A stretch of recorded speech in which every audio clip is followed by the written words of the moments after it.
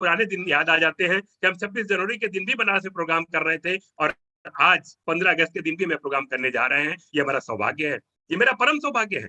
इसलिए मैं आपसे चाहता हूं कि ऐसा सम्मान करें कि आज का दिन ऐतिहासिक हो जाए, इतिहास के पन्नों में दर्ज हो जाए कि डिजिटल तरीके से भी गुरुओं का सम्मान कैसे किया जाता है। इसलिए मैं आप सबके जोरदार सम्मान के साथ गुरुदेव को इनवाइट करूंगा, आपके जोरदार वेलकम के साथ इनवाइट करूंगा। Sir please welcome, come on the zoom. आप सबके सम्मान के साथ मैं सम्मान करना चाहता हूं।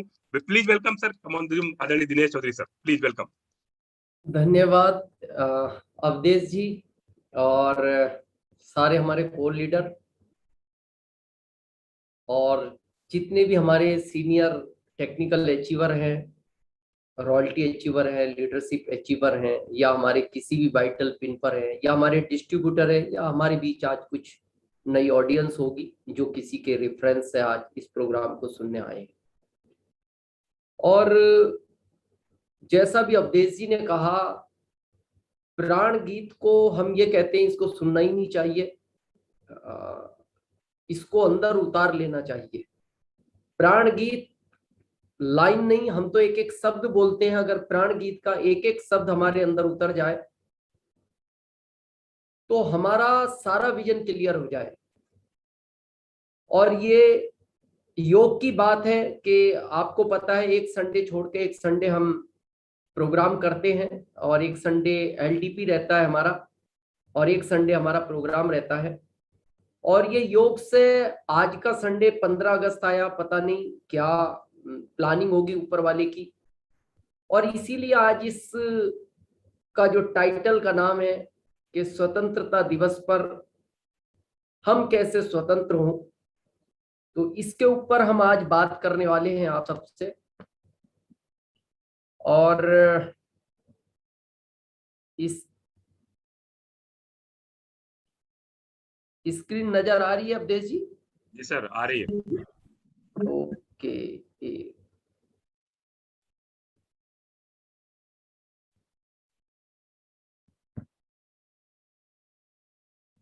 ओके।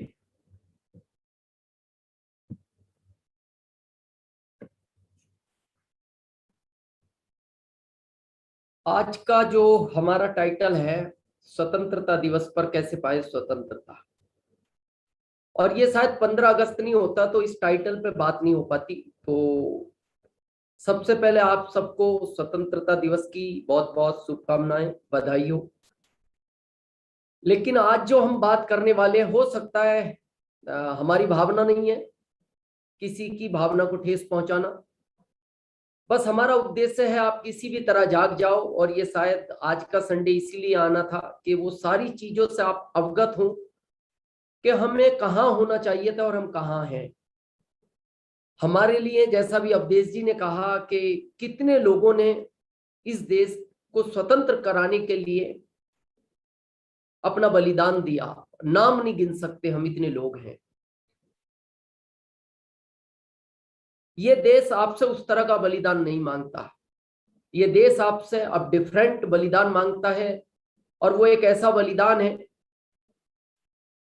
कि जिसकी वजह से हम देश के पूरे नक्शे को बदल सकते हैं। आज सुबह जब हमारे देश के प्रधानमंत्री माननीय श्री मोदी जी, जब हमने उनका भाषण सुना तो हमें उसमें बहुत कुछ, जिस प्लेटफार्म पर हम आरसीएम के काम कर रहे हैं वो प्लेटफार्म की बहुत सारी चीजें नजर आई, जिन पर भी हम आगे बात करेंगे। ये हमारे भारत का नक्शा है, आप देख रहे हैं हर कोने में हर तरह के लोग हैं। अगर इस नक्शे को आप देखते हैं, जैसा भी अवधेश जी ने कहा था कि हम राजनीतिक रूप से आजाद हैं। आजादी का अर्थ समझते हैं? आजादी का अर्थ है हमें बोलने की स्वतंत्रता है, हमें घूमने की स्वतंत्रता है। लेकिन एक प्रश्न चिन्ह यहां लगता है, और ये शायद आपको अंदर से बहुत सोचने पे मजबूर करेगा। इनको देखिए आप, ये भी स्वतंत्र हैं, इनको भी घूमने की आजादी है और ये भी आपस में अपनी बातचीत करते हैं इनकी लैंग्वेज में। तो फिर क्या अंतर नजर आया आपको? ये बहुत सोचने का विषय है, क्या अंतर नजर आया? हम भी एक इंसान के रूप में और ये एक जानवर के रूप में, और दोनों ही स्वतंत्र हैं। जिस चीज से ये स्वतंत्र है उसी से हम स्वतंत्र हैं। लेकिन जिस चीज से हमें स्वतंत्र होना चाहिए था उससे आज हम नहीं है, जो आपको आगे आगे सारी चीज नजर आएगी। और क्यों हमें होना चाहिए था, फिर इनमें और हम में क्या अंतर है? अंतर है इस चीज का, इंसान को ऊपर वाले ने माइंड दिया कि तुम इस माइंड का उपयोग कर कर जिस चीज को हाथ लगाओगे वो तुम्हारी होगी, जिस चीज को पाना चाहोगे वो तुम्हारा होगा। लेकिन आज बहुत सोचने का विषय है जब इस नक्शे को आप देखेंगे। ये पता है कौन लोग हैं? ये चौराहे पर खड़े हुए इंतजार कर रहे हैं कि हमें कोई खरीद कर ले जाए पर डे 250 या 300 रुपए पर। उससे तो वो पीछे जानवरों का झुंड अच्छा था, जो वो किसी चौराहे पे खड़ा नहीं होता ये कहने के लिए कि हम बिकाऊ हैं।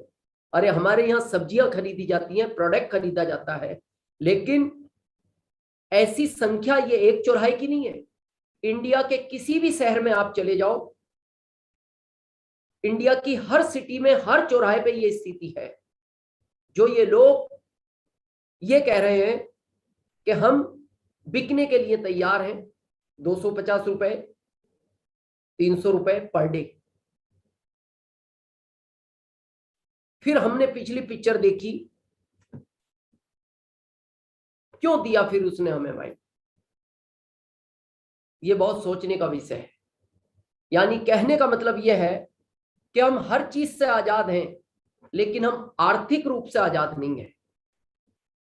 उसके बहुत सारे कारण हो सकते हैं। हो सकता है उस तरह की अपॉर्चुनिटी आपको कभी ना मिली हो, उस तरह का प्लेटफॉर्म आपको कभी ना मिला हो, या उस तरह के समझाने वाले लोग आपको कभी ना मिले।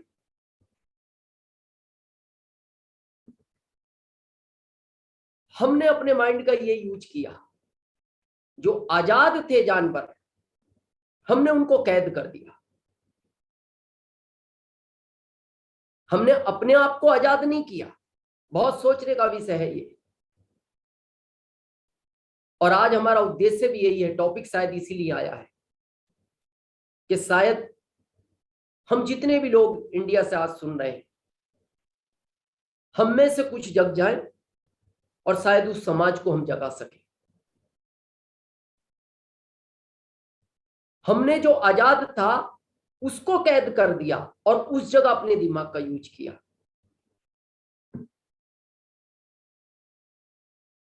पता है ये क्यों हो रहा है? ये सीन देखिए आप।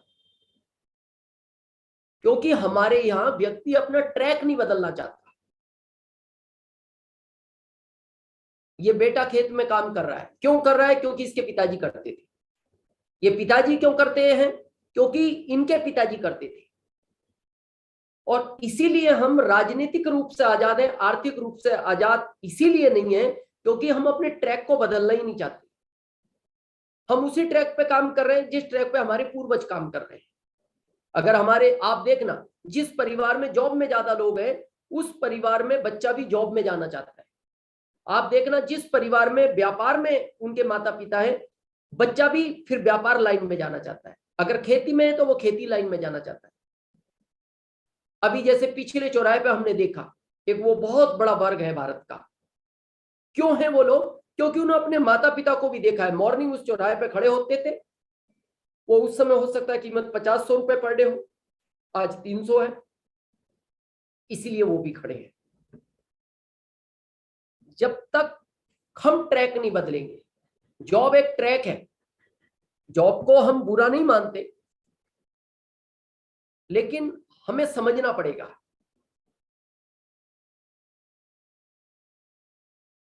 आज व्यक्ति 10,000 रुपए पर मंथ कमा रहा है और उसके सामने एक समस्या है जो भारत की बहुत बड़ी समस्या, लोग बोलते हैं महंगाई। जब आप किसी को बोलते हो हम आपको 1,00,000 रुपया कमाने का रास्ता बताएंगे जिसमें पर मंथ 1,00,000 आ रहे हैं लोगों को और आपको भी आ सकते हैं, तो पता है वो क्या बोलता है? नहीं नहीं नहीं, मैं 10,000 ही कमाऊंगा, मैं ट्रैक नहीं बदलना चाहता, लेकिन आप तो महंगाई कम करो। आपको क्या लगता है महंगाई दुनिया में दूसरे देशों में नहीं है? लेकिन उन देशों के लोग कभी भी इस चैलेंज को फेस नहीं करते और ना कभी इस तरह का काम करते हैं जो आगे आपको सीन दिखाई देंगे। महंगाई प्रॉब्लम नहीं है, हमेशा याद रखना, महंगाई प्रॉब्लम नहीं है, प्रॉब्लम है इनकम। 10,000 है तो महंगाई लगेगी, लेकिन अगर हम उसी इनकम को 1,00,000 कर लेंगे तो हमें महंगाई नहीं लगेगी, कभी भी नहीं लगेगी। आप देखना इन चीजों पे मुद्दा उठता है महंगाई का। टमाटर महंगा, कभी प्याज महंगी, प्याज महंगी होती है, विपक्ष मुद्दा उठाता है प्याज महंगी हो गई, लेकिन आप सोचना किसान खुश होता है कि महंगी हो गई। जब ये सस्ती होती है तो किसान चैलेंज करता है कि ये सस्ता हो गया। ये क्यों है ऐसा मैटर? क्यों ये बार बार महंगाई का मैटर आता? और इसी महंगाई को लेकर आप देखना ये स्थितियां बनती है देश में, भारत में। ये चक्का जाम कर दिया,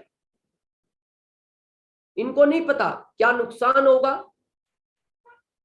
पता नहीं इसमें कितने लोग उस ट्रेन में किसी इमरजेंसी में होंगे। हो सकता है कोई बच्चा अपने कैरियर के लिए कोई आईएएस की एग्जाम देने जा रहा हो, क्योंकि समाज को लोग जागरूक करने की कोशिश नहीं करते। वो कहते हैं देखो महंगाई बढ़ गई, आ जाओ, सब आएंगे तभी कुछ हो सकता है, रिजल्ट आ सकते हैं। बहुत सारे लोग आ जाते हैं और ये आके पटरियों पर बैठ गए और ट्रेन को रोक दिया गया। कई बार आप ऐसे सीन देखते हो। ये टमाटर प्याज के सीन है।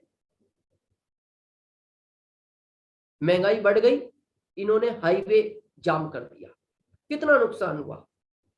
कितने लोग जहां अपने किसी मुकाम पर जा रहे थे वो लेट हो गए, पता नहीं ये कितने टाइम में खुलेगा।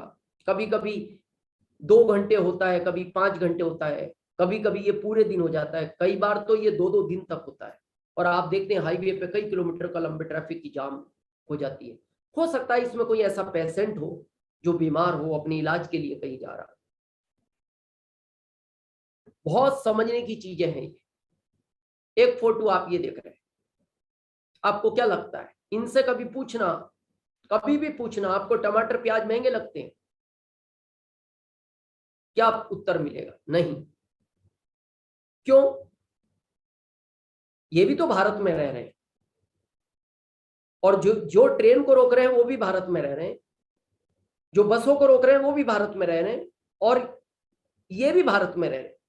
फिर इनको महंगाई क्यों नहीं लगती? क्योंकि ये इनकम को फोकस करते, अपनी इनकम को बढ़ाने का फोकस करते। इन्होंने अपने ट्रैक चेंज किए। अगर आपको इन चीजों से आजादी पानी है, हम आजाद देश में हैं, आजाद देश में एक पशु भी रह रहा है, एक जानवर भी रह रहा है, एक पक्षी भी रह रहा है, ये भी आजाद देश में ही है, रतन टाटा जी।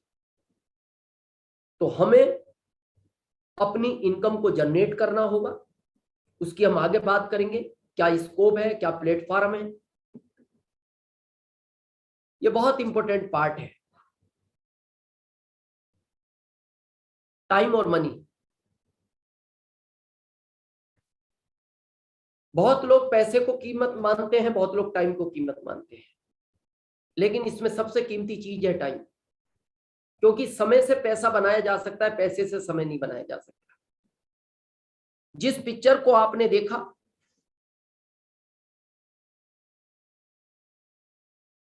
ये पैसे वाले क्यों हैं?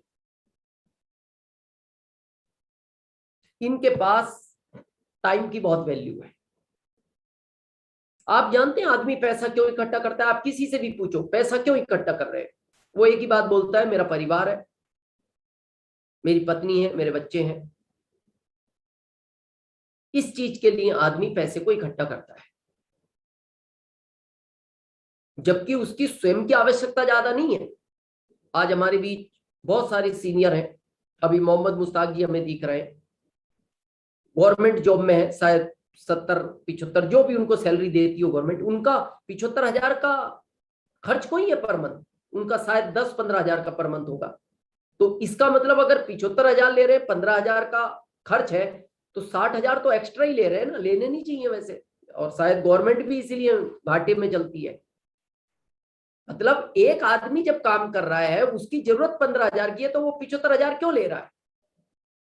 तो वो एक ही उत्तर बोलता है, सर मेरा अपना खर्च तो ठीक है, लेकिन मेरा परिवार भी तो है।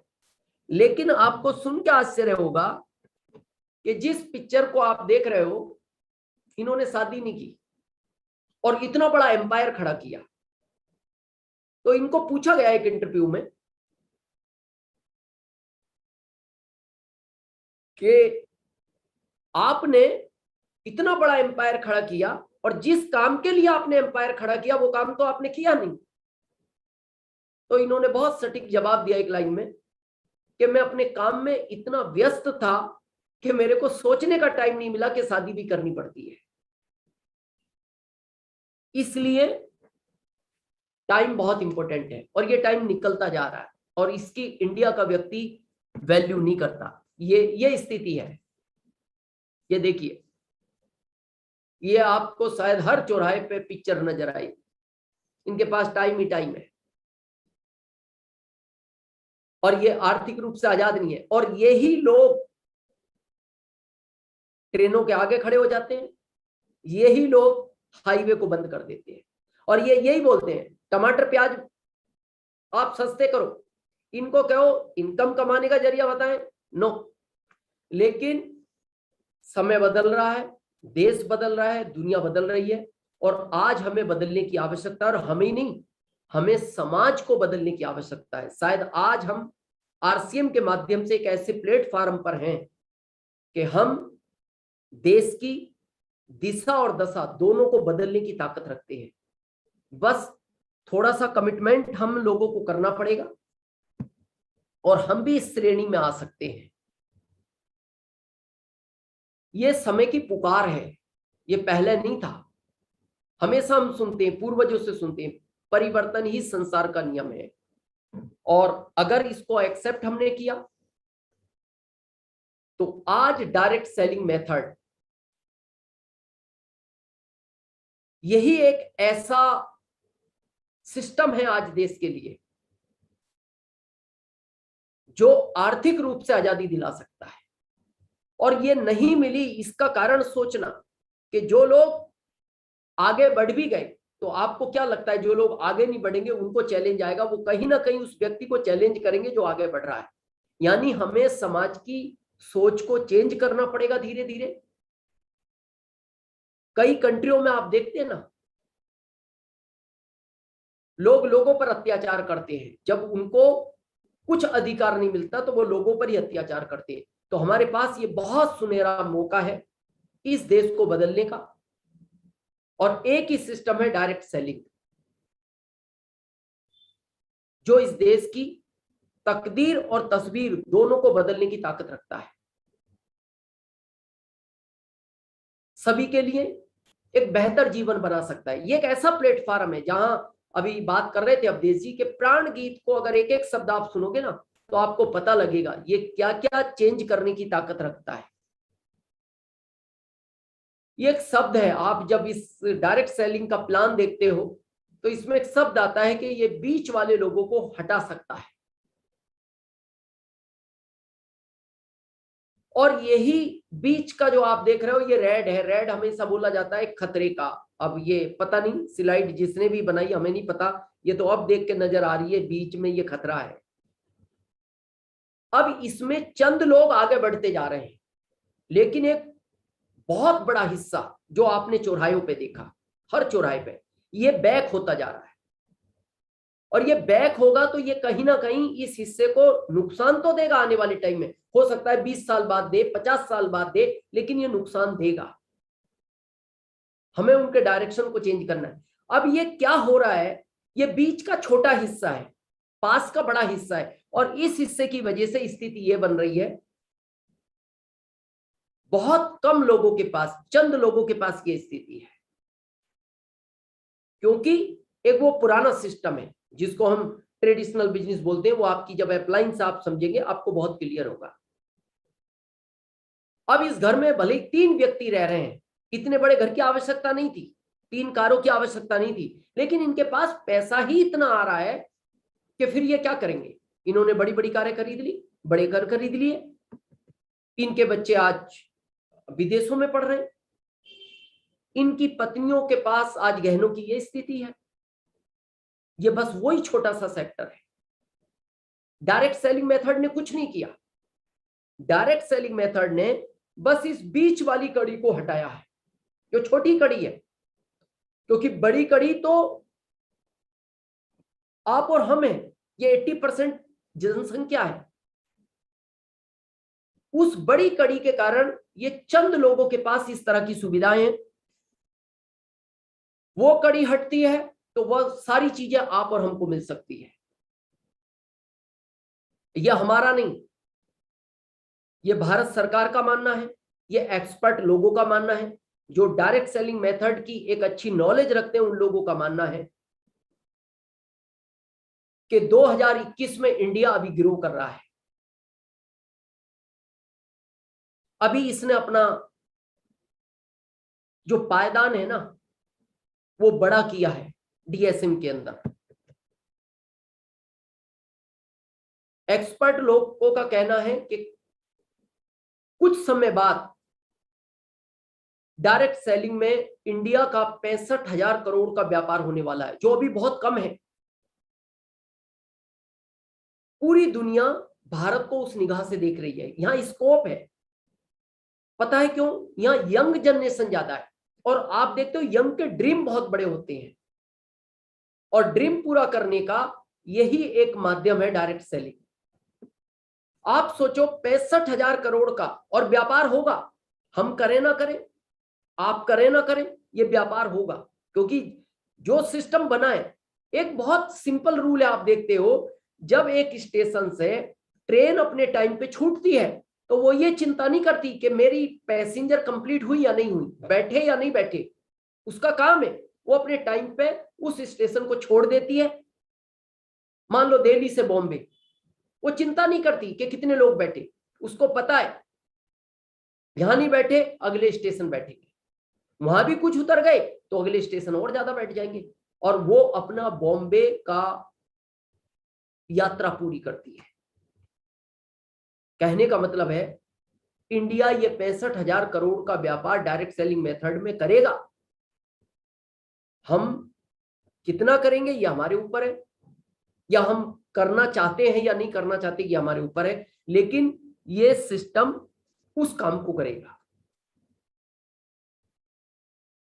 युवा शक्ति देश का डायरेक्ट सेलिंग का बहुत बड़ा भविष्य है।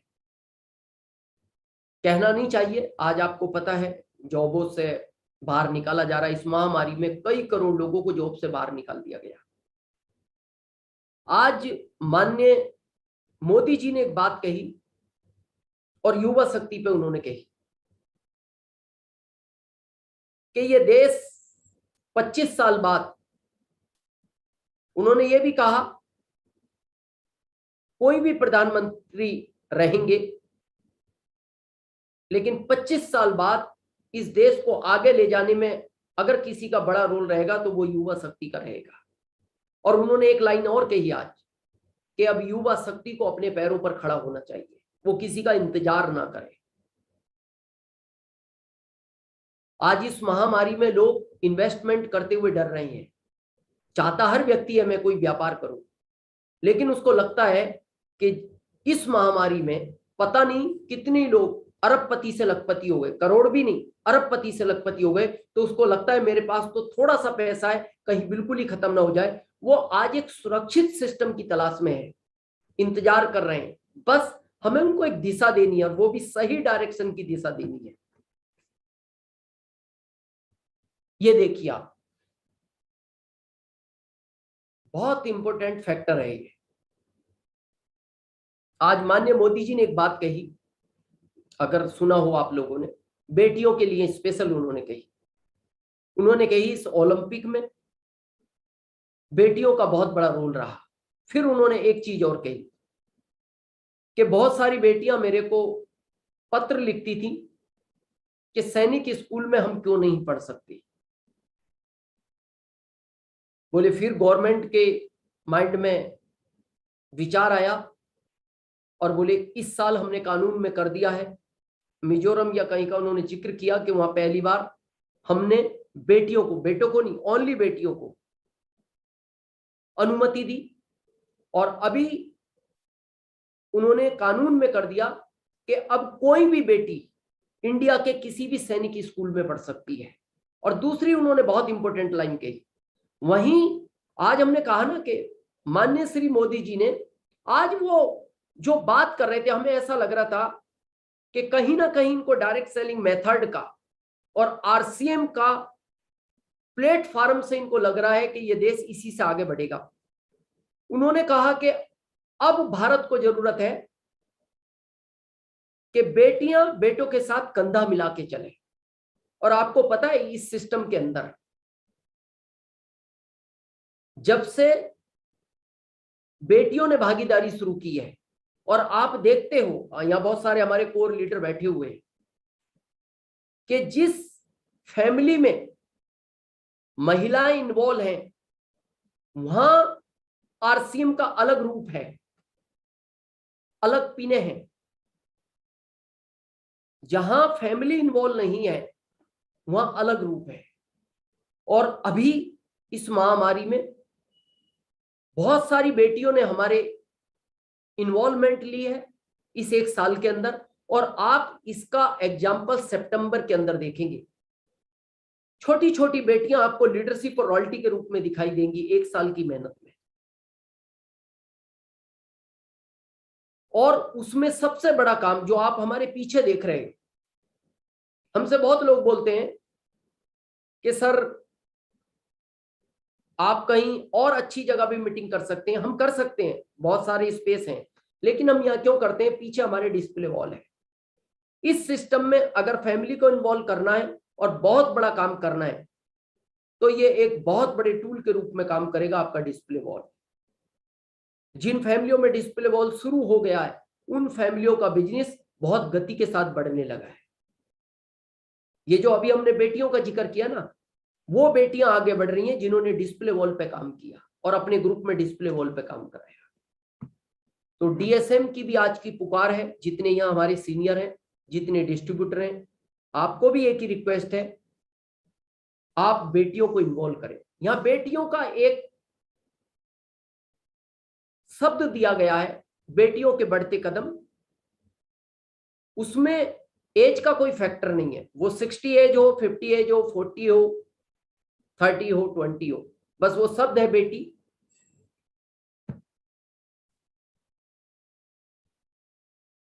डायरेक्ट सेलिंग समाज में सम्मान दिलाती है। आप देखो जब ये बेटियां किसी पिन पर पहुंचकर, क्योंकि बेटी कभी भी पिता के घर नहीं रहती, बेटी को किसी और घर जाना होता है। आपको क्या लगता है? बहुत एक सम्मान के साथ जिएगी वो बेटी। आज देखो ना, माननीय मोदी जी बेटों पे भी तो बात करते थे सैनिक स्कूल की कि बेटे भी उसमें पढ़ सकते हैं, लेकिन उन्होंने बेटों की बात नहीं की। उन्हें पता है बेटा अपने माता पिता के पास रहता है, बहुत ज्यादा चैलेंज नहीं है, बेटियों का ज्यादा सोचना पड़ता है।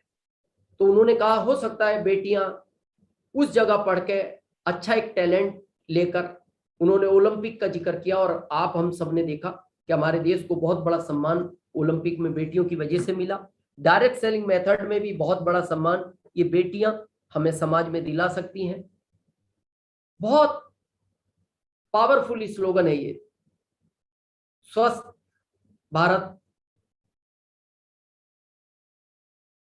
और ये आज की बहुत सख्त जरूरत है। आप हमेशा हमारे सीनियर या आपके जितने भी कोर लीडर हैं आपसे बात करते हैं, आपको क्या लगता है ये जो वायरल है अभी, क्या और वायरल नहीं आएंगे?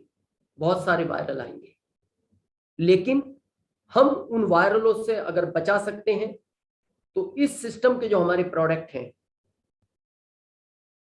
उसकी वजह से हम इस भारत को एक नए भारत, स्वस्थ भारत की कैटेगरी में ला सकते हैं। एक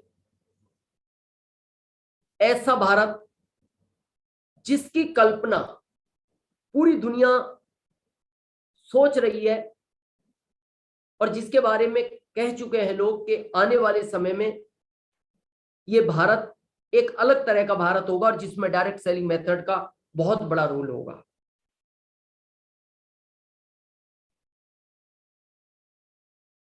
ये अभी तक जो करते आए हो वही करोगे तो कैसे बदलेगा इंडिया, ये शुरू में हमने बात की। अगर हम इस भारत को एक नए भारत के रूप में देखना चाहते हैं, प्रश्न हमारा नहीं है। अगर हम अपने बच्चों को आर्थिक आजादी दिलाना चाहते हैं और इस समाज को, यह हमारा कर्तव्य बनता है। जब ये देश को राजनीतिक आजादी मिली तो हम भी तो इस देश में रह रहे हैं, फिर हमारे पिताजी या हमारे दादाजी या उनके पिताजी ने क्यों नहीं योगदान लिया? सारे लोग कभी भी किसी चीज में योगदान नहीं देते, चंद लोग देते हैं, लेकिन उनकी वजह से एक नई क्रांति आती है। आज ये डायरेक्ट सेलिंग मेथड भी इस देश में एक नई क्रांति ला सकता है। अगर हम ट्रैक चेंज नहीं करेंगे, आप देख रहे हैं पिताजी करते होंगे, कर रहे हैं, तो शायद स्थितियां ऐसी रहेंगी। लेकिन अगर आप चाहते हैं कि अब स्थितियां ऐसी हो, क्योंकि आप देखते हो ना, अगर आपका अच्छा घर है और किसी का गलत होगा तो उसकी निगाह हमेशा आपके घर पर रहेगी। और यही एक ऐसा सिस्टम है जो हर व्यक्ति का ऐसा घर बनवाने की ताकत रखता है। सिर्फ उसको थोड़ा सा डायरेक्शन देना है और थोड़ी सी उसकी हेल्प करनी है, जो आगे आपको नजर आएगा। यह बहुत इंपॉर्टेंट फैक्टर है।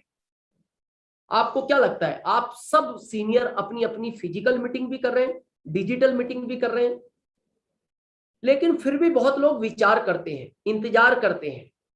सर मैं सोचकर बताऊंगा, मैं अपने घर वालों से बात करके बताता हूं। हम आज तक नहीं समझे कि आपको खाने का ऑयल लेना है, इसमें किसी से क्या पूछना है और किस चीज का वेट करना है। वेट करना कोई बुराई नहीं है, अधिकार है आपको सोचने का, लेकिन बहुत सोचने का विषय है कि इंतजार में क्या होता है। यह व्यक्ति फसल नहीं बोना चाहता था, इसने इंतजार किया कि अगर बारिश हो जाए अच्छी तो मैं फसल बोने का विचार करूंगा। इसने इंतजार किया और इतनी तेज बारिश हो गई कि अब इसके खेत में पानी भरा हुआ है, तो अब ये फसल भी नहीं बो सकता। तो आप लोगों के साथ कहीं ऐसा ना हो जाए कि आप इंतजार करते रह जाएं कि मैं और इंतजार करूं या मैं किसी और से डिस्कस करूं, और पता लगे इस तरह की स्थिति आपके साथ हो जाए और डायरेक्ट सेलिंग मेथड में जहां आप पहुंचना चाहते हैं वहां शायद आप ना पहुंच पाए। इसलिए इंतजार की बहुत आवश्यकता नहीं है। यह सिस्टम अभी हम बात कर रहे थे, यही एक ऐसा सिस्टम है जो मदद का है।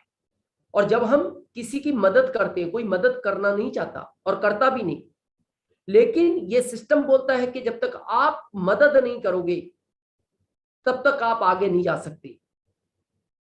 तो जब हम किसी की मदद करेंगे तो वो तो आगे बढ़ेगा, उसको अच्छा लगेगा, समाज को अच्छा लगेगा, देश को अच्छा लगेगा, आपके आस पड़ोस को अच्छा लगेगा कि देखो ऐसा व्यक्ति है। सिर्फ अभी हम तो कहते हैं कि आप हेल्थ पे जागरूक करो। अभी हेल्थ पे जागरूक करने के बाद बहुत सारा प्रोडक्ट आज मार्केट में रन हो रहा है।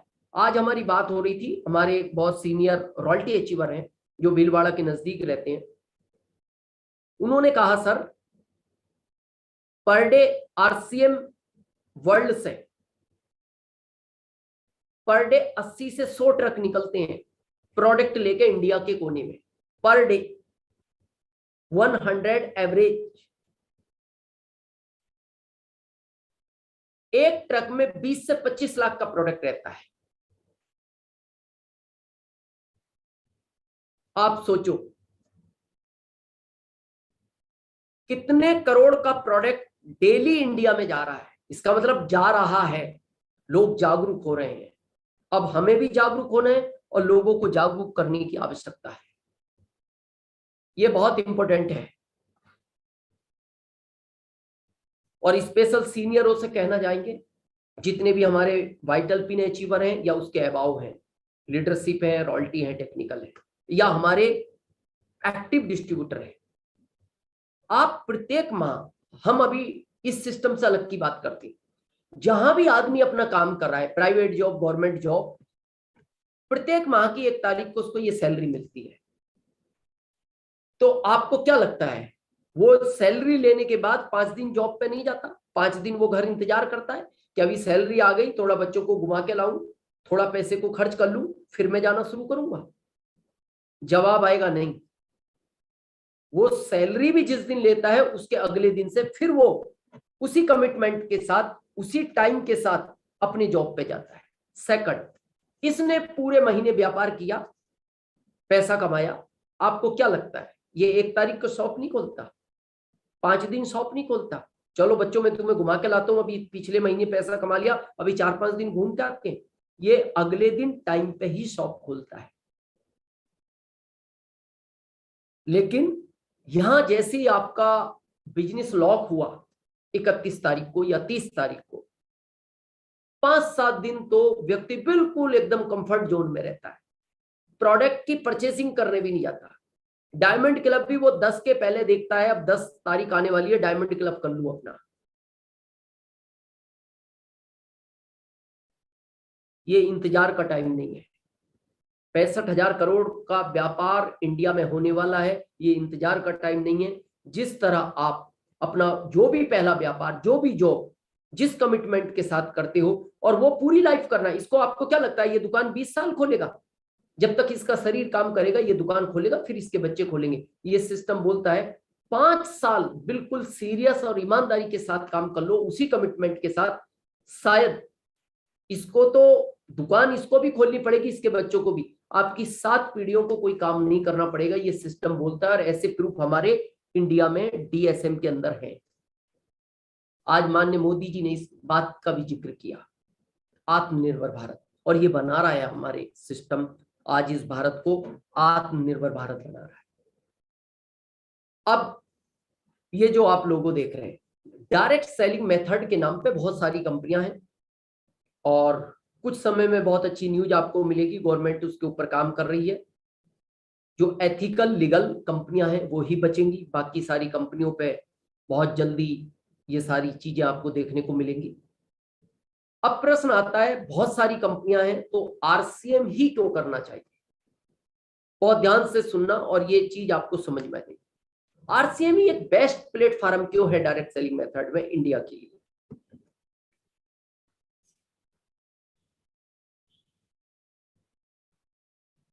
जब हम किसी होटल में खाना खाने जाते हैं तो किसी स्टेट में चावल ही मिलता है, ये देखिए ये चावल ही खा रहे हैं। किसी स्टेट में पंजाबी भोजन ही मिलता है, गुजरात जाओगे तो गुजराती मिलता है, उसमें मीठा डालते हैं।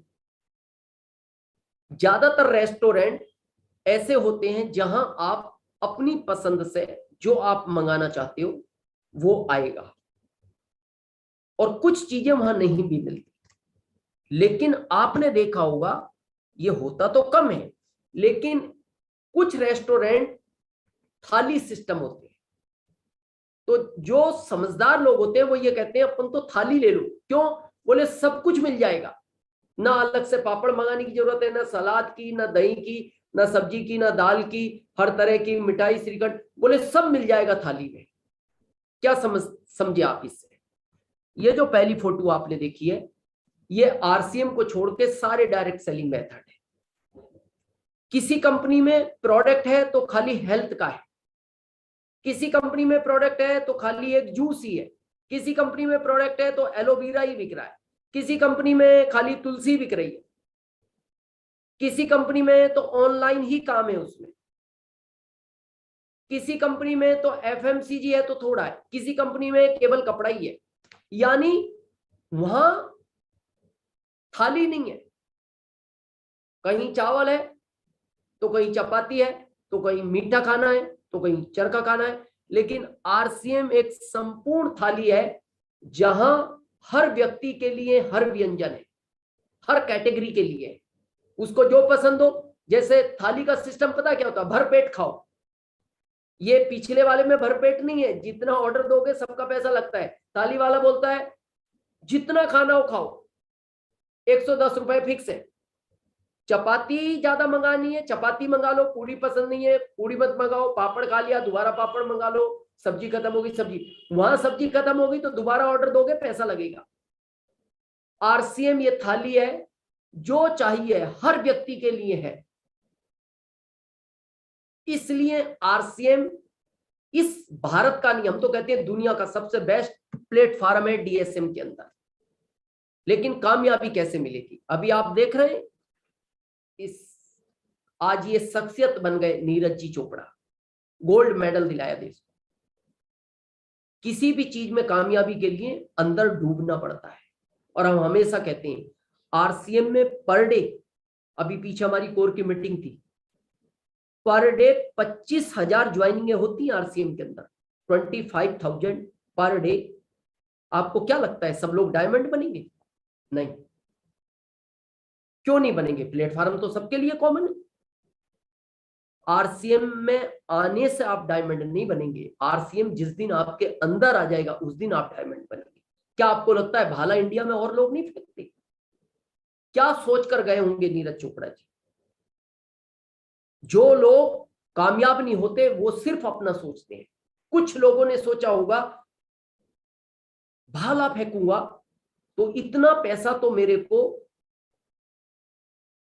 स्पोर्ट एसोसिएशन दे देगा, इतना पैसा मेरे को हो सकता है राज्य सरकार दे दे। उनका भाला नहीं फिका, उनका भाला उस जगह तक नहीं पहुंचा जहां गोल्ड मेडल मिलता। नीरज चोपड़ा जी का क्यों पहुंचा? इनके माइंड में एक ही विचार था, मैं भाला अपने लिए नहीं फेंक रहा, मैं भाला फेंक रहा हूं अपने परिवार के लिए, मैं भाला फेंक रहा हूं अपने समाज के लिए, मैं भाला फेंक रहा हूं अपने डिस्ट्रिक्ट के लिए, मैं भाला फेंक रहा हूं अपने स्टेट के लिए, और मैं भाला फेंक रहा हूं अपने इंडिया के लिए। इसलिए वो भाला उस जगह पहुंचा जहां दुनिया में किसी का भाला नहीं पहुंचा। अगर आप भी उसी सोच के साथ आरसीएम करोगे कि मेरे को आर्थिक आजादी नहीं चाहिए, आपको क्या लगता है ये जितने हमारे कोर लीडर बैठे हैं, अभी अवधेश जी ने जिक्र किया वो लखनऊ से ट्रेवलिंग करके आए लेकिन टाइम पे पहुंचे, क्या आवश्यकता थी? हमारे अशोक प्रजापति जी हैं, भवानी शंकर जी हैं, मोहम्मद मुश्ताक जी हैं, दिनेश पाटीदार जी हैं, भवानी शंकर जी हैं, अमृत भाई जी हैं, दिनेश पाटीदार जी हैं, अशोक नागदा जी हैं, पंकज श्रीवास्तव जी हैं, कितने हमारे सीनियर हैं, परियार जी हैं, सुरेंद्र जी वैष्णव हैं, जितने भी आप देख रहे हैं ये हमारे core leader, emerald and above, जितने भी आपके एमरल्ड एंड अबाव अचीवर होते हैं ये आपके सब कोर लीडर होते हैं। सुशांत जी हैं हमारे, संतोष पुरी जी हैं, मनोज जी हैं, बहुत सारे हमारे सीनियर हैं। इनको क्या आवश्यकता है? अभी मोहम्मद मुश्ताक जी है, अभी मार्च में रूबी हुए, क्या आवश्यकता थी? लेकिन हमारा सबका एक ही उद्देश्य है कि हमें आर्थिक आजादी मिली है, ये बहुत इंपॉर्टेंट नहीं है, हमारे हर डिस्ट्रीब्यूटर को आर्थिक आजादी मिलनी चाहिए। किसी शायर ने एक बहुत अच्छा स्लोगन लिखा और कई सीनियर हमारे स्टेज से बोलते हैं, बहुत अच्छा लगता है कि क्या हुआ गुलशन में कुछ फूल खिले, मजा तो तब है जब पूरे चमन में बाहर आ जाए। ये जितनी भी हमारी ऑडियंस है इंडिया की, ये जब सारी हमारे जैसे मुकाम तक पहुंचे और हम आप लोग स्टेज से बोले और हम नीचे बैठ के आपका वेलकम करें, उस दिन रियल में ये देश आर्थिक आजादी की तरफ बढ़ेगा। अभी एक शुरुआत है, बस आप इस शुरुआत में अपने सीनियरों का साथ दें और नीरज चोपड़ा जी की तरह अपने लिए नहीं, समाज के लिए, स्टेट के लिए, देश के लिए हमें वर्क करना चाहिए।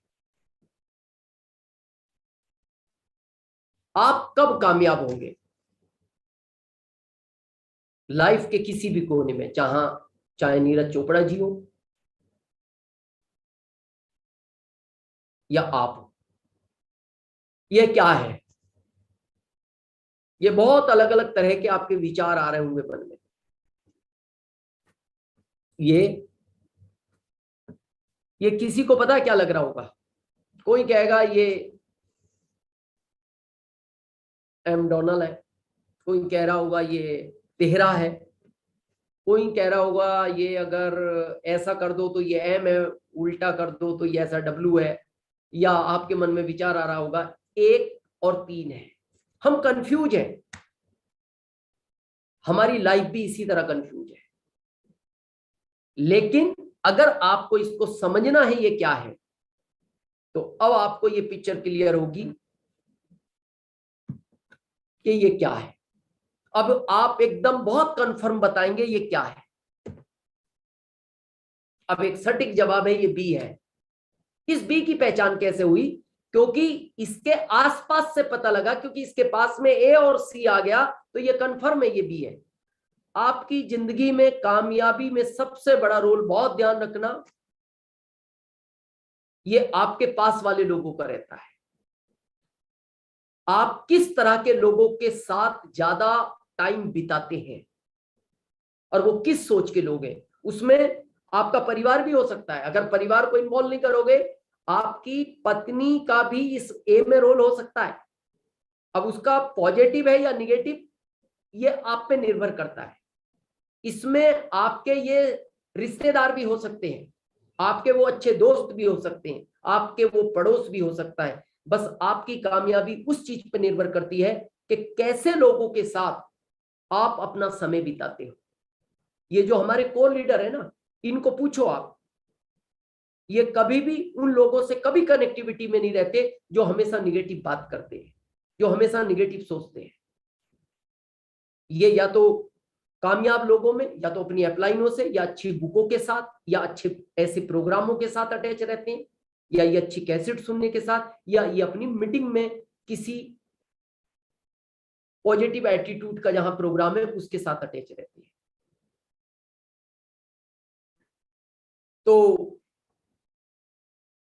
आपको सोचना है कि आपको किसकी संगत करनी है, चॉइस आपकी है।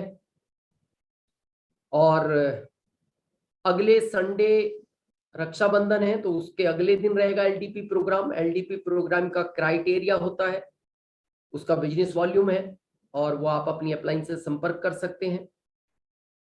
एक संडे इस तरह का हमारा प्रोग्राम रहता है और एक संडे एलडीपी रहता है। सितंबर टारगेट मंथ है, आप सबको पता है। अपनी अपलाइनों से काउंसलिंग करें। सितंबर में उस टारगेट की तरफ जो बेटियां काम कर रही हैं वो भी अपनी अपलाइनों से काउंसलिंग करें। और फिर नेक्स्ट संडे एलडीपी रहेगा, उसके नेक्स्ट संडे फिर हम एक नए टॉपिक के साथ आपके सामने आएंगे। और हम यही चाहते हैं कि जिस तरह मार्च में आप सब लोगों ने बड़े अचीवमेंट लिए इस भारत से, उसी तरह आप सितंबर में उससे भी बड़े अचीवमेंट लें। आप सब लोग अपना कीमती समय निकाल कर आए। इसके लिए बहुत बहुत धन्यवाद आपका। और फिर अगेन स्वतंत्रता दिवस पर आपको स्वतंत्रता दिवस पर बहुत बहुत शुभकामनाएं, बहुत बहुत बधाई। और आज का टाइटल भी यही था। अब हम चाहते हैं कि आप अगर राजनीतिक रूप से आजाद हैं तो आप अब आर्थिक रूप से भी आजाद हो। ये सिस्टम आपके लिए हमेशा तैयार है और आपकी सारी अपलाइनें आपके साथ हैं। आपने सुना, JRCM। नमस्कार। जय RCM sir, thank you sir. आपने इंडिपेंडेंस दिन पे आर्थिक आजादी के बारे में जो जानकारी दी, बहुत सारा नॉलेज बहुत सारे व्यक्तियों को आया और मैं भी आपकी नॉलेज की वजह से ही आप बताया। नमस्कार, मेरा नाम गणेश पाटिल।